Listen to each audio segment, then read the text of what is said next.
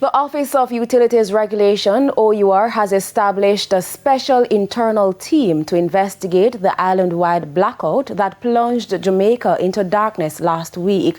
The move follows the submission of a preliminary report by the Jamaica Public Service Company, JPS, on June 5.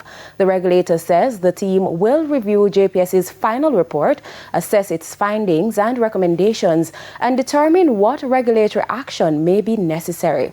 The OUR says the preliminary report does not provide sufficient information on the root cause of the outage, and as such, no enforcement action can be taken at this stage. Limited attention to root cause, no conclusions, recommendations, or concrete regulatory enforcement actions can flow from it.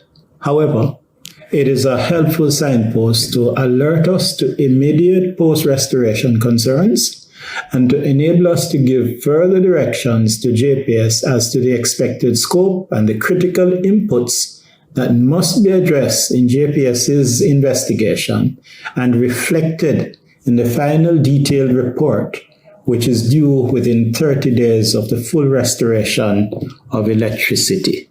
According to JPS, the outage was preceded by multiple faults on critical transmission infrastructure in the corporate area during heavy rain and lightning. The company says initial investigations also point to a possible malfunction involving a protection system on the Hunts Bay to Rockford transmission line, contributing to widespread grid instability and a system shutdown.